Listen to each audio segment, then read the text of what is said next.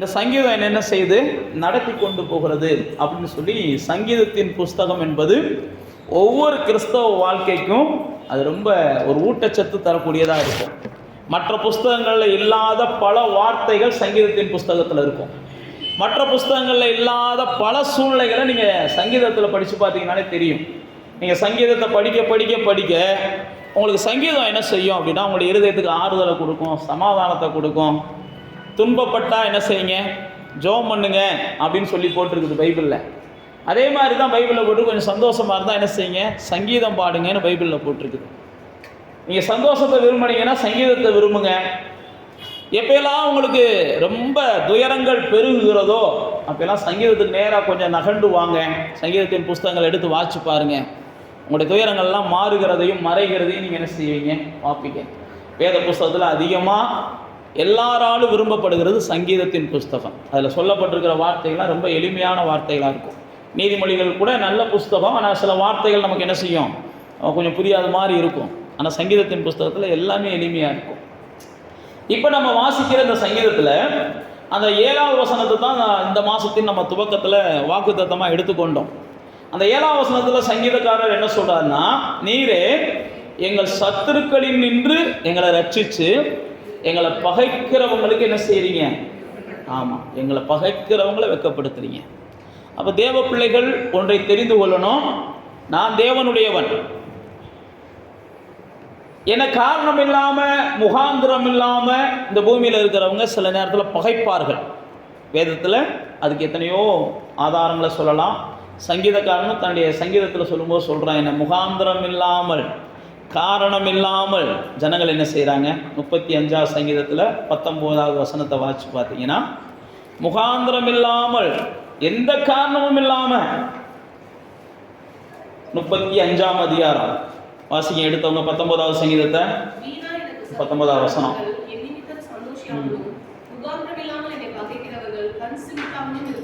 பாருங்க, அங்க சொல்லும்போது சொல்றாரு, வீணாக எனக்கு அவங்க சத்துருவாகணும்னே அவசியம் இல்லை, ஆனால் சத்துருவாகுறாங்க. என்னைய பகைக்கணுன்ற எந்த காரணமும் இல்லை, ஆனால் பகைக்கிறாங்க. ஆனால் அவங்கெல்லாம் சந்தோஷப்படக்கூடாது ஆண்டவரே அப்படின்னு சொல்லி தாவீது இந்த இடத்துல ஜெபம் பண்ணுவார். ஏன் நான் உங்களுக்கு சொல்லுகிறேன்னா, பல நேரத்தில் நமக்கெல்லாம் அப்படிப்பட்ட ஜெபம் பண்ணணும் போல தோணும். அப்படிப்பட்ட ஜெபம் பண்ணணும் போல தோணும். அதனால தான் சங்கீதத்தை நீங்கள் வாசிங்கனாலே உங்களுடைய இருதயத்தை அப்படியே வெளிப்படுத்துகிற ஒரு சூழ்நிலையை நீங்கள் சங்கீதத்தில் பார்க்கலாம். இப்போ காரணம் இல்லாமல் பகைக்கிறவங்க, முகாந்திரம் இல்லாமல் பகைக்கிறவங்க, நம்மளை துன்பப்படுத்துகிறவங்க, நம்மளை காயப்படுத்துகிறவங்க, நம்மளை மட்டுப்படுத்துகிறவங்க நல்லா தெரிந்து கொள்ளுங்க, நம்மளை சுற்றி இருக்கத்தான் செய்கிறாங்க. நம்ம குடும்பத்தில் இருக்கத்தான் செய்வாங்க, நம்ம உறவுகளுக்குள்ளே இருக்கத்தான் செய்வாங்க, நம்ம வேலை பார்க்குற இடங்களில் இருக்கத்தான் செய்வாங்க, எல்லா இடத்துலையும் இருக்கத்தான் செய்வாங்க. ஆனால் வேதம் நமக்கு என்ன சொல்லுதுன்னா, அவர்களுக்கு தேவன் பதில் செய்யணும் அப்படின்னா நீங்கள் அவங்களுக்கு என்ன செய்யணுமா, நன்மை செய்யணுமா. புரியுதா, புரியலையா? தேவன் அவங்களுக்கு பதில் செய்யணும்னு நினச்சிங்கன்னா நீங்கள் நன்மை செய்யணும். இல்லை நானே பதில் செஞ்சுக்கிறேன் அப்படின்னீங்கன்னா செய்வீங்க. அதனுடைய விளைவு என்ன ஆகும்னா, உங்களுடைய துக்கம் தான் அதிகரிக்கும், உங்களுடைய வேதனை தான் அதிகரிக்கும், ஒரு முடிவெல்லாம் வராது. அதனால தான் தாவீது பார்த்தீங்கன்னா தன்னுடைய சத்துருக்களுக்கு தான் பதில் செய்யக்கூடிய நேரம் வந்த போது கூட,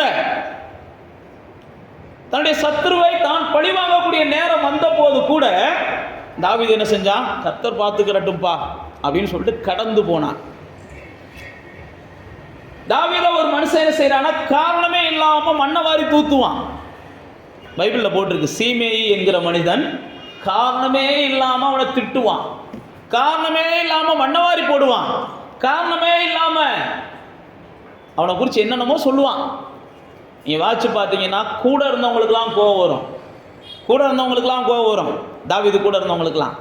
ஆனால் தாவீதுக்கு என்ன செய்யாது, கோவம் வராது. அதுக்கு பதிலாக தாவீது ஒரு வார்த்தை சொல்லுவான், இவன் என்னை திட்டதை அவர் பார்த்துக்கிட்டு இருக்கிறாரு, அதை பார்த்தாது எனக்கு இறக்கம் செய்யட்டும்பியான். இவன் திட்டான்ல, இவ்வளவு நீ திட்டான்ல, காரணம் இல்லாமல் என் கூட பகையை வளர்த்துக்கிறான்ல, இதை நீ பார்க்குற உனக்கே கோவம் வருது. காரணம் இல்லாமல் இவன் யாருன்னே தெரியாதவன் என்கிட்ட வந்து மல்லுக்கு வரையானு உனக்கே கோவம் வருது, என் கூட இருக்கிற உனக்கே கோவம் வருது. ஆனால் எனக்கு எல்லாத்தையும் அவர் தான் கவனிச்சுட்டு வர்றார். அவருக்கு கோவம் வராமையாக இருக்கும். அதனால் நான் என்ன சொல்கிறேன், அவர் பார்த்துக்கிறட்டும், இதை வச்சாவது இவங்கெல்லாம் நிந்திக்கிறாங்க பாருங்க, இந்த நிந்தனைக்கு அவர் ஒரு முடிவை கட்டட்டும் அப்படின்னு சொல்லி தாவீது என்ன செய்வானா, கடந்து போவான். பைபிள் வாட்சி பார்த்தீங்கன்னா, இதை பார்த்தாவது, என் சிறுமையை பார்த்தாவது அவர் எனக்கு என்ன செய்யட்டும், இறக்க செய்யட்டும்பா. ஏன் நான் உங்களுக்கு சொல்லுகிறேன்னா, தேவன் எப்பயுமே மனுஷன் என்ன செய்கிறாருன்னா, பைபிளில் இயேசு சொல்லும்போது மலைப்பிரசங்கத்தில் அதுதான் சொல்கிறாரு, உங்களை துன்பப்படுத்துகிறவங்கள நீங்கள் என்ன செய்யுங்க, ஆசீர்வதிங்க, அவங்களுக்காக ஜெபம் பண்ணுங்க, உங்களை பகைக்கிறவங்கள நீங்கள் சிநேகிங்க. இதெல்லாம் பைபிளில் சொல்லியிருக்குது, இயேசு சொன்னது தான். அப்போ தேவ பிள்ளைகளே, உங்களை பகைக்கிறவர்கள் வெட்கப்படணும் அப்படின்னு சொல்லி கர்த்தர் விரும்புகிறார். காரணம் இல்லாமல் உங்களோடு கூட சண்டையிடுகிறவர்கள் தோல்வி அடையணும்னு கர்த்தர் விரும்புகிறார். முகாந்திரம் இல்லாமல் உங்களோடு ஏதாவது ஒன்று உங்களை தூக்கப்படுத்திக்கிட்டே இருக்கிறாங்க அப்படின்னா அவங்களுக்கு கர்த்தர் பதில் செய்ய விரும்புகிறார். கர்த்தர் பதில் செய்யணுமா வேண்டாமான்னு தீர்மானிக்கிற இடத்துல தான் நீங்கள் இருக்கிறீங்க. கர்த்தர் பதில் செய்யணும்னா நீங்கள் என்ன செய்யணும், அமைதியாக போகணும், கர்த்தாவே ஸ்தோத்திரம் பாட்டு போகணும். அப்போ தான் கர்த்தர் பதில் செய்வார். இல்லை அப்படின்னா நீங்கள் கர்த்தர் பதில் செய்கிறத பார்க்க முடியாது.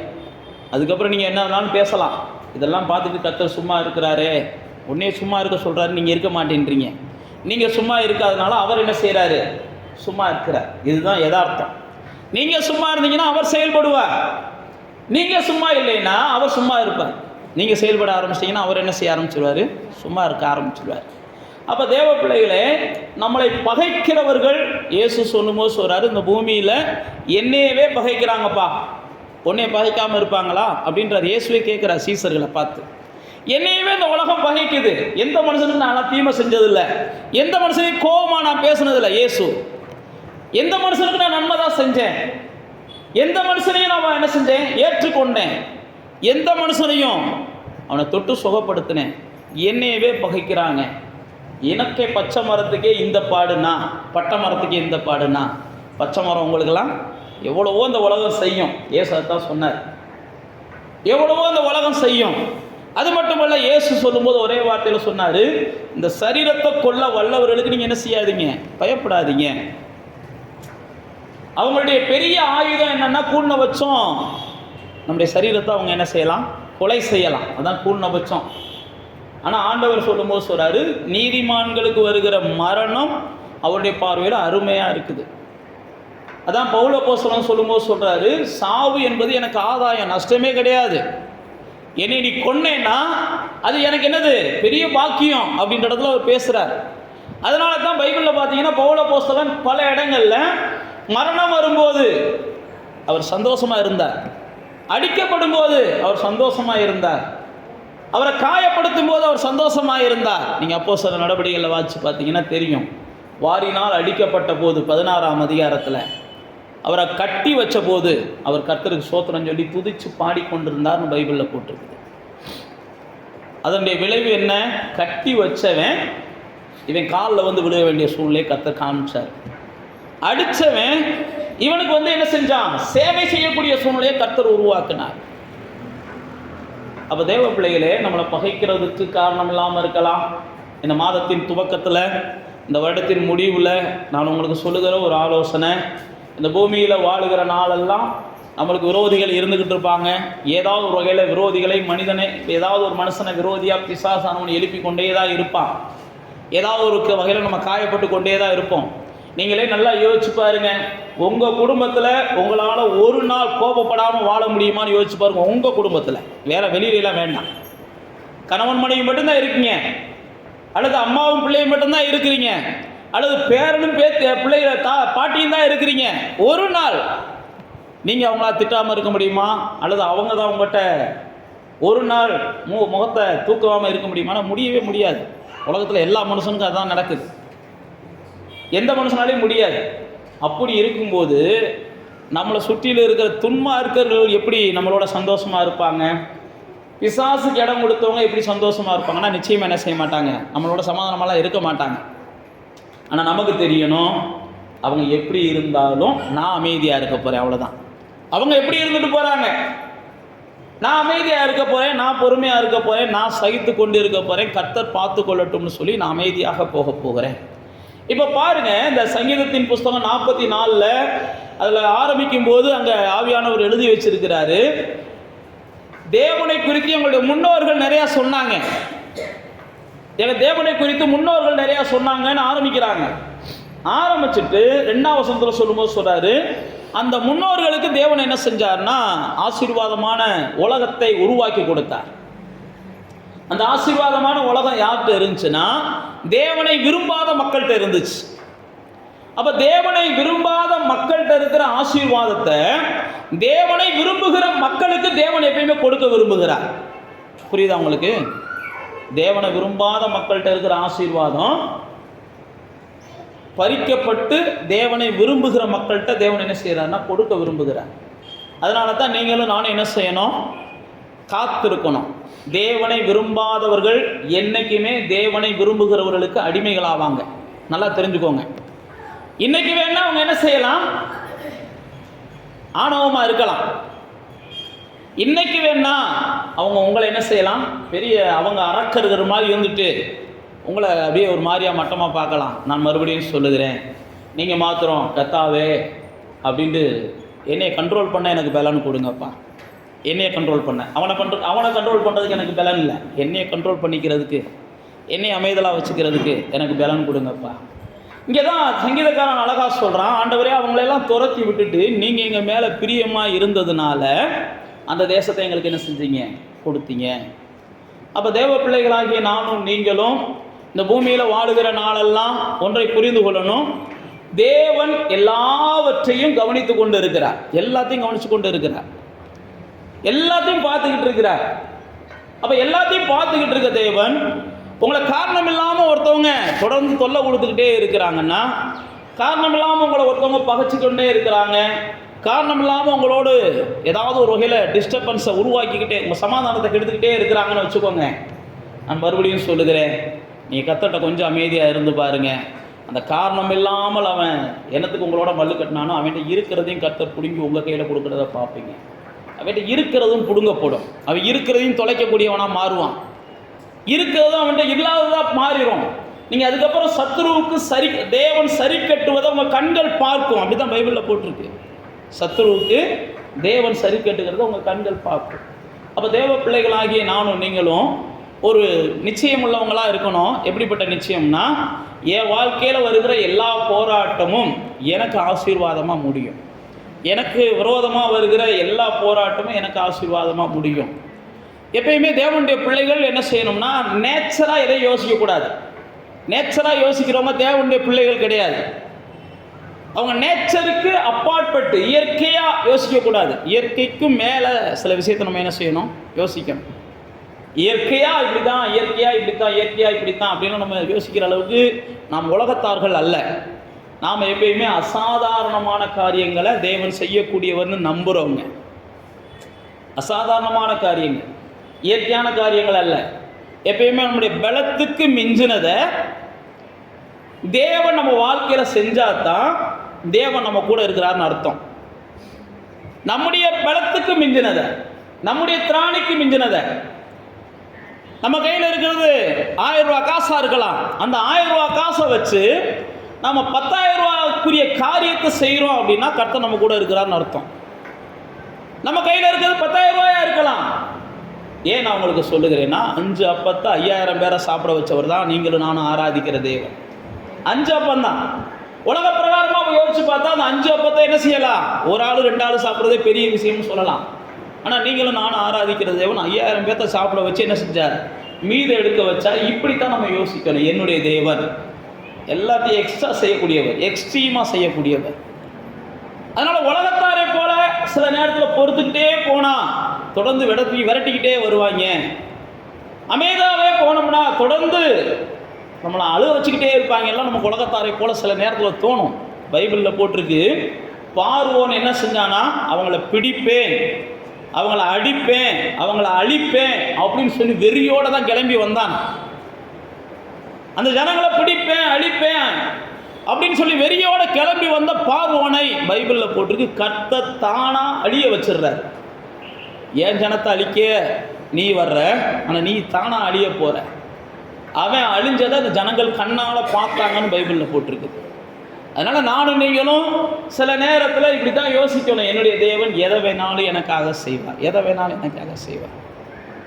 அதனால தான் சங்கீதக்காரனாகிய தாவீது பல இடங்களில் சொல்லுவான், ஆண்டவரே என்னிலும் பலவான்கள் என்னை பகைக்கிறாங்க, ஆனாலும் நான் உண்மை நம்பி இருக்கிறேன். என்னிலும் பலவான்கள் என்னோடு போராடுறாங்க, ஆனாலும் நான் உண்மை நம்பி இருக்கிறேன். என்னிலும் பலவான்கள் சவுலை பார்த்து சொல்லுவான், ஒரு தெல்லு பூச்சியை வேட்டையாடுறது மாதிரி என்ன செய்றீங்க, என்ன போய் வேட்டையாடுறதுக்கு சேனையோட வந்துடுறீங்களே அப்படின்னு தாவீது சவுலை பார்த்து சொல்லுவான். ஆனாலும் பைபிளில் போட்டு ராஜாக்களே நீங்களும் நானும் தாவீதை போல கையில் எந்த ஆயுதமும் இல்லாதவங்களா இருக்கலாம், பல வகையான ஆயுதங்களோடும் பல வகையான சேனைகளோடும் நம்மளுக்கு விரோதமாக ஒரு கூட்டம் எழும்பலாம். ஆனால் வேதம் சொல்கிறது, ராஜாக்களே நமக்கு விரோதமாக எழும்பி வந்தாலும் தாவீதை சவுல் கையிலே தேவன் ஒப்பு கொடுக்கவில்லை. கடைசி வரைக்கும்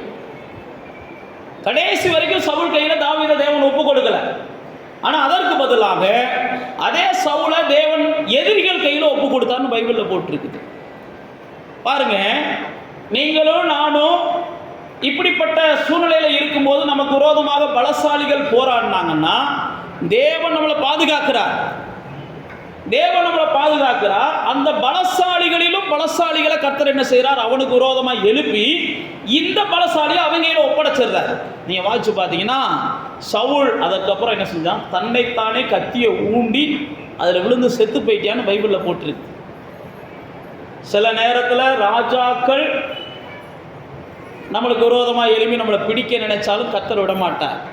அதே போல ராஜாக்கள் நம்மளை காப்பாற்றணும்னு நினைச்சாலும் கர்த்தர் விட மாட்டார். புரியுதா? அவர் தான் காப்பாற்றணும். சில நேரத்தில் நாம் என்ன செஞ்சிடறோம், ராஜாக்கள் நம்மளை காப்பாற்றுவாங்கன்னு நம்ம நம்புகிறோம். ராஜாக்கள் நம்மளை காப்பாற்றட்டும்னு சொல்லி சில நேரத்தில் சார்ந்து கொள்ளுகிறோம். யாரை ராஜாக்கள் காப்பாற்ற நினைச்சு காப்பாற்ற முடியாமல் போச்சு. பைபிளில் தானியேலை ராஜா என்ன செஞ்சாராம், காப்பாற்ற நினைச்சாராம். ராஜா தானியேலை காப்பாற்ற நினைச்சாராம். ஒரு தேசத்தின் ராஜா, அவர் தான் சட்டமே போடுறாரு. தானியேலை அவரை காப்பாற்ற நினைச்சாரா? நான் அதான் உங்களுக்கு மறுபடியும் சொல்லுகிறேன், ஒரு ராஜா தேவ பிள்ளையை கொல்ல நினைச்சாலும் அந்த ராஜாவால் முடியாது. ஒரு ராஜா தான் தேவ பிள்ளையை காப்பாற்றணும்னு நினைச்சாலும் அந்த ராஜாவால் முடியாது. பிலாத்தை பார்த்து இயேசு சொல்லுவார், என்ன சொல்லுவார், அதிகாரம்லாம் பரலோகத்திலேருந்து வரணும்ப்பா. பிலாத்து சொல்லுவான், நான் நினச்சா அவனை என்ன செய்ய முடியும், காப்பாற்ற முடியும். என்கிட்ட ஓப்பனாக பேசு, நான் நினச்சா அவனை காப்பாற்ற முடியும். சில நேரத்தில் இப்படி தான் தேவனுடைய நம்பிக்கையை நம்ம மாற்றி விடும்படிக்கு பிசாசானவன் சில ராஜாக்களை கூட நமக்கு தயவு காமிக்க வைக்கலாம். ராஜாக்களுடைய பேச்சை கூட நம்ப வைக்கலாம். ஆனால் நீங்களும் நானும் சாத்ராக் மேசாக்கை போல அவ்வளோ வைராக்கியம் என்ன செய்யணும், எங்கள் தேவன் தப்புவிக்க வல்லவர். சாத்ராக் மேசாக்கு நின்னாங்க பாருங்க, அவங்கெல்லாம் தேவனை இயற்கைக்கு அப்பாற்பட்டு பார்த்தவங்க, அதனால் அவங்களுக்கு தெரியும், என் கூட தேவன் இருக்கிறார். அக்கினி சூளைக்குள்ளே போட்டாலும் அக்கினி என்ன செய்யாது, எனக்குள்ளே இருக்கிற தேவன் அவ்வளோ வல்லமையானவர். அக்கினியை கண்டவர் எப்படிப்பட்டவர், வல்லமையானவர். இவங்களுக்கு உலகத்தாருக்கு தான் பைபிளில் வாசிச்சு பார்த்தீங்கன்னா இவங்களை தூக்கி கொண்டு போய் போட போறவன் செத்து போயிடுறான். உலகத்தாருக்கும் நமக்கு உள்ள வித்தியாசம் அதுதான். இவை கொண்டு போய் போட போறவன் செத்து போயிடுறான். போட்டதுக்கு அப்புறம் உள்ள விழுந்தவன் என்ன செய்யறான், வாசனை கூட இல்லாமல் வெளியில வர்றான். ஏன் நான் உங்களுக்கு சொல்லுகிறேன்னா, நம்முடைய தேவன் எப்பயுமே அசாதாரணமான காரியங்களை தம்முடைய பிள்ளைகளுக்கு செய்ய விரும்புகிறவர். சாதாரணமானதையே செஞ்சார்னா வெளியில இருக்கிற உலகத்தாருக்கும் உள்ள உட்காந்துருக்க ஆலயத்துக்குள்ள உட்காந்துருக்க தேவ பிள்ளைகளுக்கும் வித்தியாசம் இல்லாமல் போயிடும்.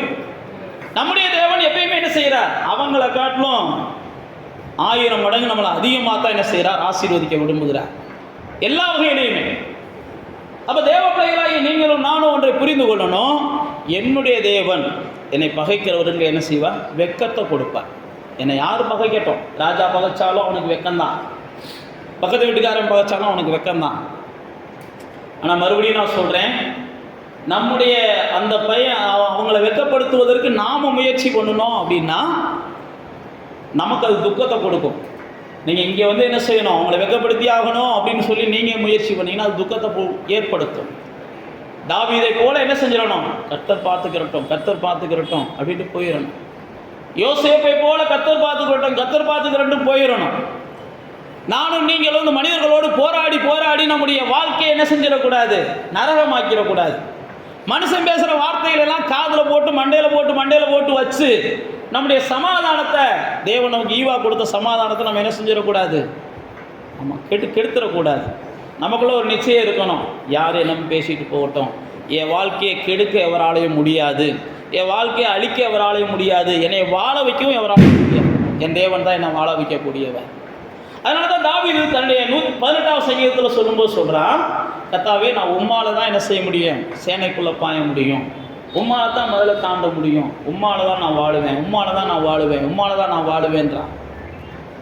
இயேசுவை அறிஞ்ச ஒரு குஷ்டரோகி வர்றான், ஆண்டவரே உம்மால என்னை சுஸ்தமாக்க முடியும். இயேசுவை அறிஞ்ச குஷ்டரோகி இயேசுட்ட வர்றான், உம்மால தான் என்னை சுஸ்தமாக்க முடியும். நானும் நீங்களும் அப்படிதான் இயேசுவை என்ன செய்யணும்? மூர்க்கத்தனமாக நம்பணும். இயேசுவை நம்ம தேடுறதுனால மூர்க்கத்தனமாக, அந்த குஷ்டரோகி பார்த்தீங்கன்னா இயேசுவை தேடுறவன்லாம் கிடையாது. இயேசுவை அவன் பார்த்துருக்கான், அதான் ஃபர்ஸ்ட் டைமே பார்க்குறான். இயேசுவை குறித்து எப்படியே கேள்விப்பட்டிருக்கிறான். உடனே இயேசு காலில் வந்து விழுகிறான். மத்தேயு 8ஆம் அதிகாரத்தில் வாட்சி பார்த்தீங்கன்னா இயேசு காலில் வந்து விழுந்து ஒரே வார்த்தையில் சொல்கிறான், நீங்கள் விரும்பினா என்னை சுஸ்தமாக்க முடியும்ன்றான். இதே வார்த்தையை நீங்கள் போய் சொல்லலாம், ஆண்டவரே நீங்கள் விரும்பினா நாளைக்கே நீ என்ன செய்ய முடியும்? ஒரு உயர்ந்த இடத்துல உட்கார வைக்க முடியும். ஆண்டவரே நீங்கள் விரும்பினா அந்த பிரச்சனையை ஒரு முடிவுக்கு கொண்டு வர முடியும். ஆண்டவரே நீங்கள் விரும்பினா அந்த நோயை ஒரு நொடி பொழுதில் குணமாக்க முடியும். ஆண்டவரே நீங்கள் நினச்சா அப்படின்னு ஒரே வார்த்தை தான். அந்த குஷ்டரோகியை பார்த்து இயேசு என்ன சொன்னார்? நான் விரும்புகிறேன் நீ நல்லா இருந்தார், நான் விரும்புகிறேன் நீ ஆசீர்வாதமாக இருந்தார், நான் விரும்புகிறேன் நீ சுகமாக இருந்தார். முடிவு என்ன? அடுத்த நிமிஷமே குஷ்டரோகி என்ன செஞ்சான்? அப்போ நீங்களும் நானும் ஆண்டவரை வந்து அப்நார்மலாக இயற்கைக்கு அப்பாற்பட்ட செயல்களை செய்கிறவராக பார்க்கணும். இவனாவது பரவாயில்ல, மத்தேயு அந்த 8ஆம் அதிகாரத்தில் வாசிச்சு பார்த்தீங்கன்னா அதுக்கு கீழே வந்து 100க்கு அதிபதி ஒரே வார்த்தையில் சொல்கிறான், நீ ஒரு வார்த்தை சொன்னால் போதும், அவன் எக்ஸ்ட்ரீமாக போயிடுறான். இவனாவது ஆண்டவரே என்னை சுஸ்தமாக்குங்கன்னு ஆண்டவர்கிட்ட வர்றான். இந்த 100க்கு அதிபதி என்ன செஞ்சான்? ரொம்ப எக்ஸ்ட்ரீமாக போயிடுறான். இங்கே வருங்க, நீங்கள் வரவே தேவையில்லை, வீட்டுக்குள்ளேயே வர தேவையில்லைன்றான். என் வீட்டுக்குள்ளேயே நீங்கள் வர தேவையில்லை, என் வேலைக்காரனே பார்க்க தேவையில்லை. சில நேரத்தில் நாம் அப்படி தான் நினைக்கிறோம், இயேசுநாதர் வந்து தொட்டால் தான் நோய் சோகமாகும் நம்புகிறோம். சில நேரத்தில் இயேசுநாதர் வந்து இதை செஞ்சால் தான் காரியம் நடக்கும் நம்ம நம்புகிறோம். ஆனால் அந்த வேலைக்காரன், அந்த 100க்கு அதிபதி பாருங்க, அழகாக சொல்கிறான். ஒரு வார்த்தை சொல்லுங்கள், வெளியில் இருந்த மணிக்கே சொல்லிட்டு நீங்கள் வாட்டுக்கு போங்க, என் வேலைக்காரன் என்ன செஞ்சிருவான்? ரொம்ப எக்ஸ்ட்ரீம். ஆண்டவரை குறித்து அவரே ஆச்சரியப்படுறார். பைபிள் அப்படியே போட்டிருக்குது, அவரே ஆச்சரியப்பட்டார். என்னடா என்கிட்ட பின்பற்றுகிறவனுக்கு கூட இப்படிப்பட்ட விசுவாசம் இல்லை, இந்த இஸ்ரவேலர்களுக்குள்ள இப்படிப்பட்ட விசுவாசத்தை நான் பார்க்கல, இந்த தேவ ஜனங்களுக்குள்ள கூட இப்படிப்பட்ட விசுவாசத்தை பார்க்கல. அந்த விசுவாசத்தை வெளிப்படுத்தினவே சாதாரண ஆளு கிடையாது, அன்னைக்கு இருந்த பெரிய படைகளுக்கு அவன் தலைவன். அந்த விசுவாசத்தை வெளிப்படுத்தினவே ஒரு சாதாரண குஷ்டரோகி கிடையாது, அந்த விசுவாசத்தை வெளிப்படுத்தினவே சாதாரண ஒரு முடவன் கிடையாது. அவனுக்கு கூட அதை வெளிப்படுத்தலாவே, அவன் வீட்டில் அவன் ஒன்று நடத்தல, அவன் வேலைக்காரன் பைபிளில் போட்டுருக்கு. அப்போ தேவ பிள்ளைகளே, நம்முடைய தேவனை நாம் எப்பயுமே என்ன செய்யணும்? எக்ஸ்ட்ரீமாக, அப்நார்மலாக, இயற்கைக்கு அப்பாற்பட்டவரா. அதனால தான் தாவீது சொல்லும்போது சொல்கிறான், உம்மாலே எல்லாம் ஆகாண்டவரே, உம்மாலே என்ன ஆகாண்டவரே. என்ன பகைக்கிறவன் உண்மை பகைக்கிறான், என்ன விரோதிக்கிறவன் உண்மை விரோதிக்கிறான், என்ன தூசிக்கிறவன் உன்னை தூசிக்கிறான், எனக்கு குழி வெட்டுறவன் உனக்கு குழி வெட்டுறான்.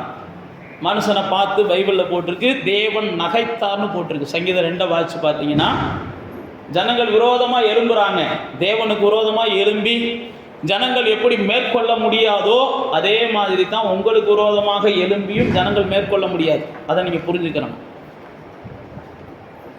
அப்போ இங்கே சங்கீதக்காரன் 44 அழகாக சொல்கிறான், ஆண்டவரே எல்லாத்தையும் செஞ்சீங்க. அந்த 3ஆவது வசனத்தை சொன்ன பாருங்க, எங்கள் மேலே பிரியமாக இருந்தீங்க, உம்முடைய கரம், உம்முடைய புயம், உம்முடைய முகத்தின் வெளிச்சம் எங்களுக்கு இந்த வாழ்க்கையை கொடுத்துருக்குன்றான். 5ஆவது வசனத்தை சொல்லும்போது சொல்றா, உம்மாலே நாங்கள் சத்துருக்களை விலத்தாக்கி எங்களுக்கு விரோதமாக எழும்புறவங்களை நாங்கள் என்ன செஞ்சுருக்கிறோம்? மிதிக்கிறோம் அப்படின்றான். உங்களுடைய நாமத்தினால மிதிக்கிறோம் அப்படின்னு சொல்கிறத பார்க்கணும். தேவ பிள்ளைகளே, சில நேரத்தில் நம்முடைய வாழ்க்கையில் மிஞ்சின பாரம் வரும். ஏன் மிஞ்சின பாரம் வருதுன்னா, அந்த பாரத்தை காட்டிலும் தேவன் பெரியவன்றதை நீங்கள் என்ன செய்யணும்? ருசிக்கணும். உங்க வாழ்க்கையில சில நேரத்தில் மிஞ்சின பிரச்சனை வரும், பலத்துக்கு மிஞ்சின பிரச்சனை வரும். நீங்க எந்த அளவுக்கு தேவனை அறிஞ்சிருக்கிறீங்கன்னு பார்க்கறதுக்காக சில நேரத்தில் தேவன் என்ன செய்வார், இவன் மேல மிஞ்சினதை அனுமதிப்பார். மிஞ்சினதை மீறினதை நீங்க பார்க்கும்போது உடனே புலம்பக்கூடாது. எலிசாவின் வேலைக்காரன் புலம்புனான்னு பைபிளில் போட்டிருக்கு. ஐயோ செத்தோம் செத்தோம் அப்படின்ட்டு. ஆனால் எலிசா என்ன செஞ்சான், நம்ம சாகலை, பிழைச்சிருக்கோம்ட்டு வர்றான். நீங்கள் வாச்சிருப்பீங்க 2 ராஜாக்களின் புஸ்தகம். எலிசாவின் வேலைக்காரன் சொல்கிறான், நம்ம 2 பேர் தான், ஒத்தாள் தான்றான். ஆனால் எலிசா சொல்கிறான், இல்லைப்பா, நம்மளை சுற்றிலும் திரளான ஜனங்களை தேவன் நிப்பாட்டி வச்சிருக்கிறார். கண்ணுக்கு தெரியாத பாதுகாப்பு நமக்கு இருக்குது. தூதர்கள் நம்மளை சூழ்ந்து தான் இருக்கிறாங்க. ஏன் நான் உங்களுக்கு சொல்லுகிறேன் அப்படின்னா, சில நேரத்தில் பலத்துக்கு மிஞ்சினது வரும். ஒவ்வொரு நாளும் நம்ம பலத்துக்கு மிஞ்சினதை சந்திக்கணும். நாமளே என்ன ஆண்டவரே திராணிக்கு மேலே சோதிக்க மாட்டேன்னு சொன்னியே, திராணிக்கு மேலே சோதிக்கிறேன்னா நமக்கு சொல்ல தோணும். அந்த வசனம் அழகாக சொல்லுது, மனுஷர்களுக்கு நேரிடுகிற சோதனையே அல்லாமல். கொரிந்தியர் 10:15 போட்டிருக்குது. 1 கொரிந்தியர் 10:15 மனுஷனுக்கு நேரிடுகிற சோதனை அல்லாமல். உங்களுக்கு வேற சோதனைலாம் வரல. அந்த இடத்துல கூட பாருங்க, எல்லா மனுஷனுக்கும் வர்ற சோதனை உங்களுக்கு வருது. ஆனா எல்லா மனுஷனும் தாங்குவதற்கும் தப்புவதற்கும் அவங்களுக்கு வழி இல்லை. அந்த வசனம் அழகா சொல்லுது. ஆவியானவர் நமக்கு எழுதி வச்சிருக்கிறார்.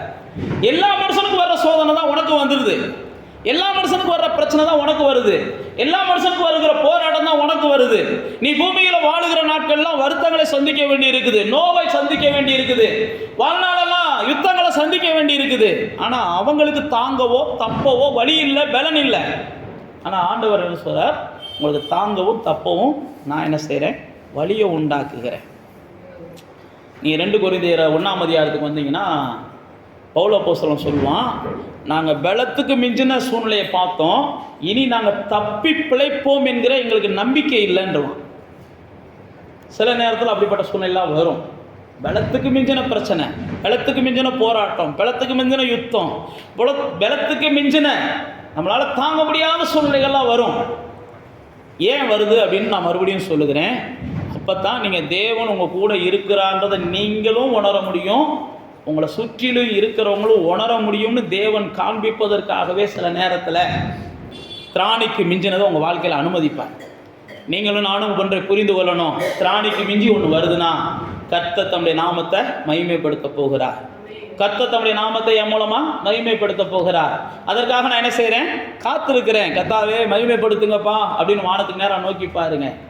பலத்துக்கு மிஞ்சினது வந்த உடனே என்ன செஞ்சிடாதீங்க, சோர்வடைஞ்சிடாதீங்க.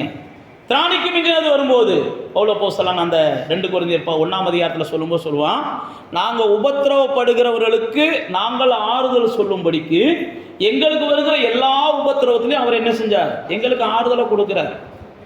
எனக்கு அவர் ஆறுதலை கொடுக்கக்கூடிய நோக்கமே இந்த மட்டும் உபத்திரவத்தில் இருக்கிறவங்களுக்கு நான் என்ன செய்யணும், ஆறுதலை கொடுக்கணும். அப்போ சில நேரத்தில் பலத்துக்கு மிஞ்சினது, திராணிக்கு மிஞ்சினது நம்முடைய வாழ்க்கையில் நம்ம சந்திக்கக்கூடிய சூழ்நிலைகள் வரும்போதெல்லாம் நமக்குள்ள ஒன்று புரியணும், இவை எல்லாவற்றை காட்டிலும் என் தேவன் பெரியவர். யோபு சொல்கிறான் பாருங்க, தேவரீ நீர் சகலத்தையும் செய்ய வல்லவர், நீ செய்ய நினைச்சது ஒன்றுமே என்ன செய்யாது, தடைபடாது. எப்போ இந்த வார்த்தையை சொல்கிறான்னா தான் வாழ்க்கையில் மாற்றங்கள்லாம் வருவதற்கு முன்னாடி இந்த வார்த்தையை சொல்கிறான். மாற்றங்கள்லாம் வந்ததுக்கப்புறம் சொல்லலை. நீங்களும் நானும் மாற்றங்கள்லாம் வந்ததுக்கப்புறம் தான் இந்த வார்த்தையை சொல்லுவோம். ஆண்டவரே நீ எல்லாத்தையும் செய்ய வல்லவரப்பா, எல்லாத்தையும் செஞ்சு முடிச்சிட்டீங்கப்பான்னு சொல்லுவோம். 42ஆம் அதிகாரம் 1ஆம் வசனம். இந்த வசனம் சொல்கிறது வரைக்கும் யோபு வாழ்க்கையில் எந்த மாற்றமும் வரல. யோபு வாழ்க்கையில் இழந்ததெல்லாம் இழந்தது தான், போனது தான், நோய்வாய்ப்பட்டு தான் கிடக்கிறான், எந்த ஒரு இதையும் பார்க்கல. ஆனால் அவன் சொல்கிறான், ஆண்டவரே நீ எல்லாம் செய்ய வல்லவர், நீ சகலத்தையும் செய்ய வல்லவர் என்பதை நான் அறிஞ்சிருக்கிறேன். பைபிளில் போட்டிருக்க அதே அதிகாரத்தில் ஆண்டவர் எல்லாத்தையும் அவனுக்கு செஞ்சு கொடுத்தார், எல்லாத்தையும் செஞ்சு கொடுத்தார். அப்போ நீங்களும் நானும் எப்படி தேவனை பார்க்குறோன்றதையும் கர்த்தர் பார்க்குறார். நீங்களும் நானும் தேவனை எப்படி தான் பார்க்கணும், எந்த சூழ்நிலை திராணிக்கு மிஞ்சி வந்தாலும், பலத்துக்கு மிஞ்சி வந்தாலும் சீசர்களை போல நாம் பேசுகிறவர்களாக இல்லாமல், சீசர்களை போல நம்ம புலம்புகிறவர்களாக இல்லாமல், தேவ பிள்ளைகளாக நம்ம என்ன செய்யணும், தேவனை மகிமைப்படுத்தணும். அப்போ தேவ பிள்ளைகளாகிய நானும் நீங்களும் வேதத்தில் பல இடங்களை பார்க்கலாம்.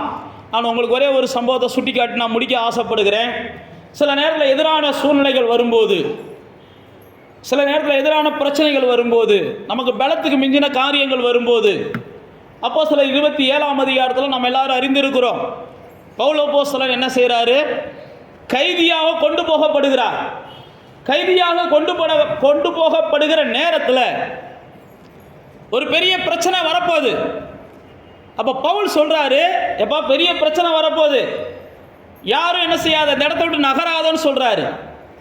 சில நேரத்தில் நானும் நீங்களும் கூட இப்படியெல்லாம் அசால்ட்டாக இருந்து சின்னதாக முடிய வேண்டியதை பெருசாக்கியிருப்போம். தேவனுடைய சத்தத்தை கவனிக்காமல் இருந்து இத்தனோண்டா முடிய வேண்டியதை இமயமலை அளவுக்கு உயர்த்தியிருப்போம். புரியுதா உங்களுக்கு? இப்படி தான் பவுல் வாழ்க்கையில் நடந்துச்சு. அப்போஸ்தலர் 27ஆம் அதிகாரத்தில் பவுல் சொல்கிறான், டேய் இதுக்கு மேலே போனால் வருத்தம் வரும், இதுக்கு மேலே வேணால் பிரச்சனை வரும், இதுக்கு மேலே நடந்தோம்னா இதுக்கப்புறம் நம்ம பெரிய பெரிய விளைவுகளை சந்திக்கணும். பைபிளில் போட்டிருக்கு, பவுலின் சொல்லை அவர்கள் யாரும் கவனிக்கலை, பவுலின் சொல்ல அவங்க கேட்கல. என்ன வருதோ பார்க்கலாம், அவங்களுடைய பார்வையில் எல்லாமே ஒன்றும் வராதுன்னு நம்பிக்கையில் அவன் போகிறான்.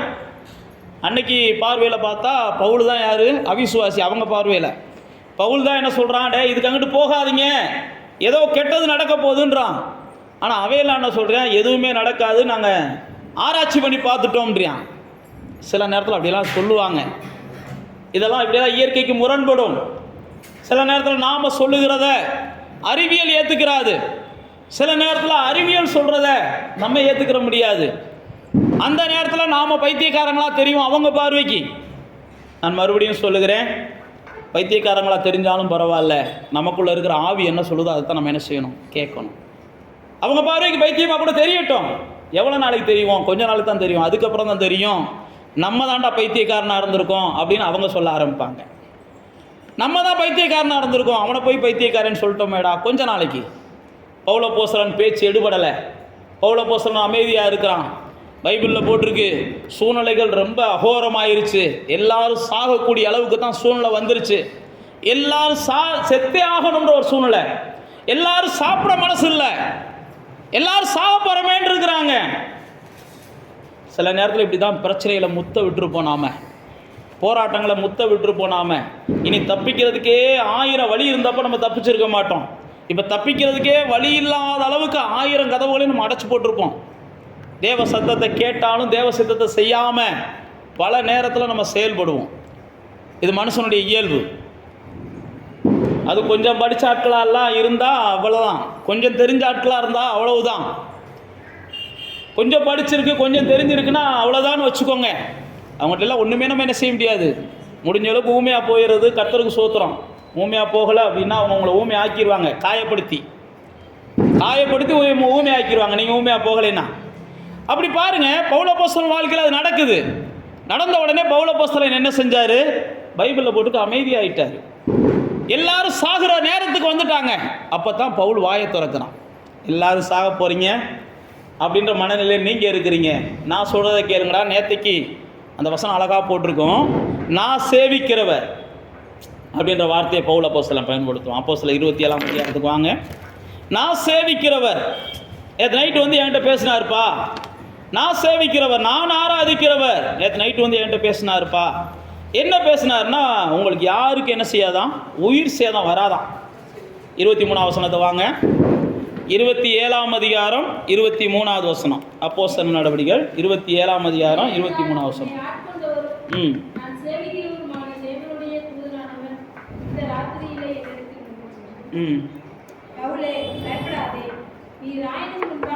பாருங்க. அடுத்து நீங்கள் கீழே போய் வீட்டில் வாட்ச் பார்த்தீங்கன்னா தெரியும், அந்த பவுலை குறித்து அடுத்தடுத்து சொல்லுவார். நான் உங்களுக்கு சுருக்கமாக சொல்லி முடிக்கிறேன். இப்போ நம்ம வாசிக்க வேண்டிய அந்த பகுதியில் நீ நிற்கணும், கூட யாத்திரை பண்ணுற யாவருக்கு நான் என்ன செய்கிறேன், தயவு பண்ணுனேன் அப்படின்னு சொல்லி தொடர்ந்து அவர் பேசுவார். அந்த 22ஆம் வசனத்தில் தான் சொல்கிறாரு, திடமனதாக இருங்க, தைரியமாக இருங்க, கப்பல் சேதம் தான் வரும், உங்களில் ஒருவருக்கு என்ன செய்யாது, பிராண சேதம் வராது. பாருங்க, எல்லாரும் சாக போகிறோம் நினைக்கிறாங்க. நான் மறுபடியும் சொல்லுகிறேன், எல்லாம் முத்திருச்சு, நம்மளும் சாக போகிறோன்ற எண்ணத்துல எல்லாம் யாரும் என்ன செய்யாதீங்க, தேவ பிள்ளைகள் இருக்காதீங்க. தேவ பிள்ளைகளை குறித்து ஆண்டவராக இயேசு சொல்லும்போது சொல்கிறாரு, உங்கள் முடி கூட என்ன செய்யும், கீழே விழுகாது. அப்படியே விழுந்திருந்தாலும் அதை பிதா எண்ணி வச்சிருக்கிறாருன்னு ஆண்டவர் சொல்லி வச்சிருக்கிறார். தேவனுடைய அனுமதி இல்லாமல் உங்கள் முடி கூட கீழே விழுகாதான். உங்கள் உயிரெலாம் அவ்வளோ சீக்கிரத்தில் போகாது. சில நேரத்தில் நாமளாக கற்பனை பண்ணிக்கிறோம். நாமளாக சில சூழ்நிலைகளை பார்த்து அவ்வளோதான் நம்ம சாக போகிறோம்னு நம்ம நினச்சிட்றோம். நாமளாக சில ரிப்போர்ட்டை பார்த்து அவ்வளோதான் நம்ம சாக போகிறோம்னு நினச்சிட்றோம். ஆனால் பவுல் அப்போஸ்தலன் அங்கே சொல்கிறாரு, இது வரைக்கும் கர்த்தருடைய சத்தத்தை கேட்காததுனால இவ்வளோ தூரம் நீங்கள் போயிட்டீங்க. இப்போயாவது கர்த்தர் சத்தத்தை கேளுங்க. இப்போயாவது சாக போகிற நேரத்துலையாவது கர்த்தருடைய சத்தத்தை கேள். எல்லாம் முத்திருச்சு. இன்னும் உனக்கு நான் வாழ்க்கை கொடுக்க நான் ஆசைப்படுறேன். நல்லா தெரிஞ்சுக்கோங்க, கர்த்தருடைய சத்தத்தை கேட்காம போய் தான் இவ்வளோ தூரம் முத்த விட்டுட்டோம்.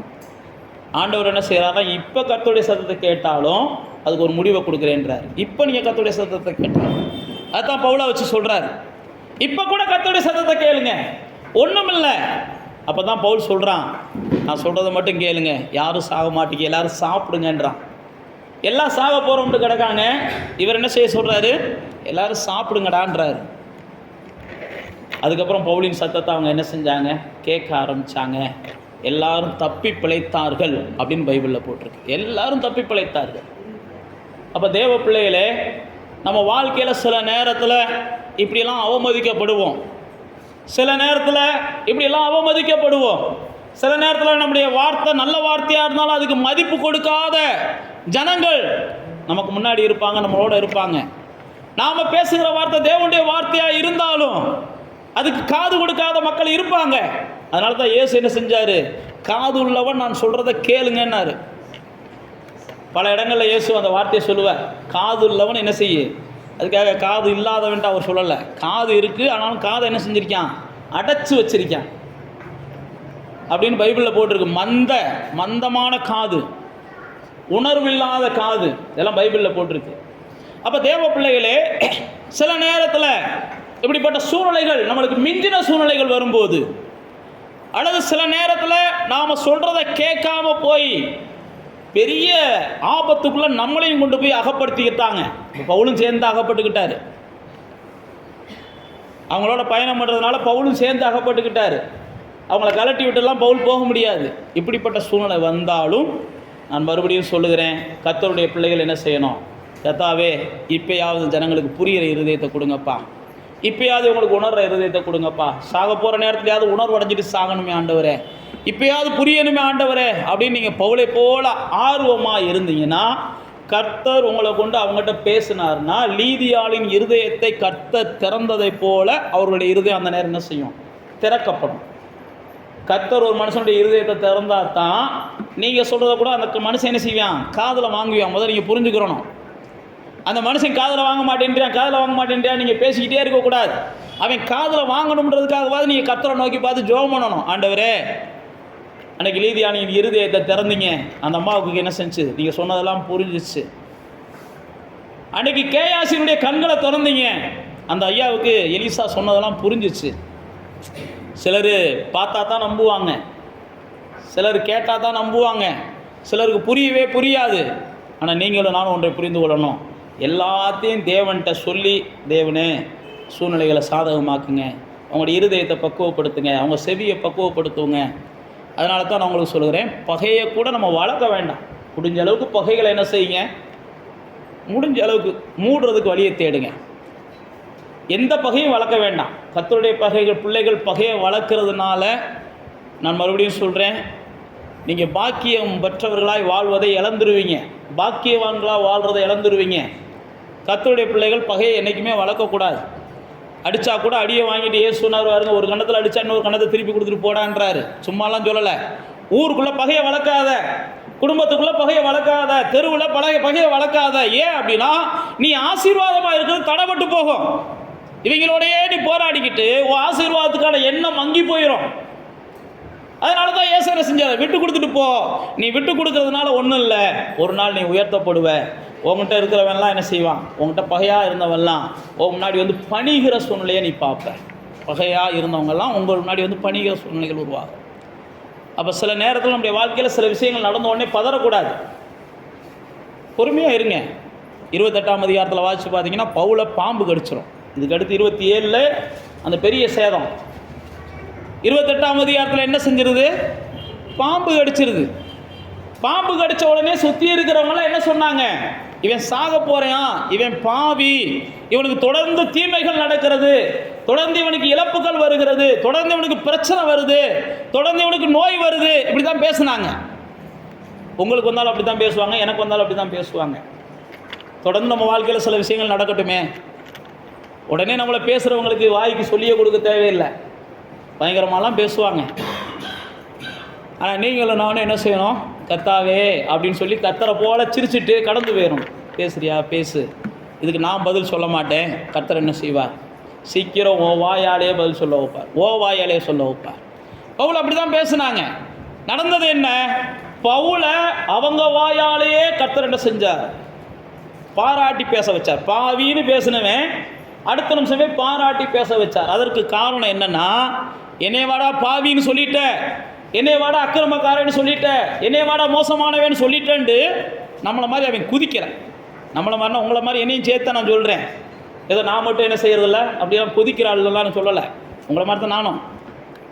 பவுல் என்ன செய்யலை, நம்மளை மாதிரிலாம் குதிக்கலை. யோசிச்சு பாருங்க, ஏற்கனவே பல வேதனையிலேருந்து வந்திருக்கோம், இப்போ தான் தப்பி பழச்சி வந்திருக்கிறோம். பைபிள் அப்படி தான் போட்டிருக்கு, கரை ஏறி தப்பி பழச்சி வந்திருக்கான். வந்திருந்த நேரத்தில் அந்த தீவார் அதிகமாக அன்பு காமிக்கிறாங்க. அன்பு காமிக்கிற இந்த நேரத்தில் திடீர்னு குளிர் அடிக்குது, கரையில் தண்ணிக்குள்ளே இருந்து ஏறி வந்திருக்கிறாங்க. இந்த குளிர்கிற நேரத்தில் 4 விறகு கட்டையை பிடிச்சி போடுவோம்னு நினைக்கிறாங்க. கவனிக்கிறீங்களா? விறகு கட்டையை எல்லாரும் எடுத்து போடுறாங்க, எவனையும் பாம்பு அடிக்கலை. விறகு கட்டையை எல்லாரும் எடுத்து போடுறேன், எவனையும் பாம்பு அடிக்கலை. சில நேரத்தில் எல்லாரும் தானப்பா போனோம், எவன் மேலேயும் பழி வரலையே, என் மேலே மட்டும் ஏன் ஆண்டவா பழி வருதுலாம் சொல்ல தோணும். எல்லாரும் தானே சாப்பிட்டோம், எவனுக்குமே மயக்க வரலையே, எனக்கு மட்டும் ஏன் மயக்க வருதுன்னு கூட சொல்ல தோணும். நான் சொல்கிறது புரியுதா? இப்படி தான் பவுல் வாழ்க்கையில் நடந்துச்சு. ஏன் நடந்துச்சுன்னா, எல்லாரை காட்டிலும் பவுல் தான் தேவனுடைய மனுஷன் அந்த இடத்துல கர்த்தர் காமிக்க விரும்பினார். அந்த இடத்துல காமிக்க விரும்பினார். இவன் வந்திருக்கவன் தேவ மனுஷன் கிடையாது, இவன் தான் தேவ மனுஷன். தப்பி வந்த உடனே எல்லாரும் தெய்வ பிறவின்னு அவன் பார்க்க ஆரம்பிச்சிட்டான். பரவாயில்லடா, இவ்வளோ பெரிய ஆபத்துலேருந்து எல்லாரும் தப்பி வந்துட்டீங்க. எல்லாரும் தப்பி வரல, கர்த்தர் தப்பு வச்சார், அதுக்கு இந்த மனுஷனைத்தான் பயன்படுத்தினார்னு சொல்லி இவனை பாம்பை கடிக்க வைக்கிறார். சில நேரத்தில் நம்ம வாழ்க்கையில் ஒரு தீமை வந்த உடனே நாம் என்ன செஞ்சிடறோம்?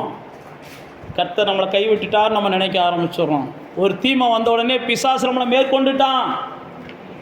பாம்பு கடிச்சிச்சுனாலே பொதுவாக என்ன செய்வோம்? பிசாசு தான் அப்படின்னு நம்புவோம். அப்படி தான் கிறிஸ்தவ உலகம் நம்பி பழகிருச்சு. நான் நம்புறதில்ல, நீங்கள் நம்பி பழகிருந்தீங்கன்னா அதை மாற்றிக்கோங்க. பாம்புனா உடனே பிசாசுன்னு நம்பிடுறாங்க கிறிஸ்தவ உலகத்தில். பாம்பு கடித்த உடனே போய் பைபிளில் போட்டிருக்கு, பவுல் என்ன செஞ்சானா? உதறி விட்டுட்டானா. போ சாத்தானேலாம் சொல்லலாங்க, நம்மளாக தான் அப்படி சொல்லுவோம்.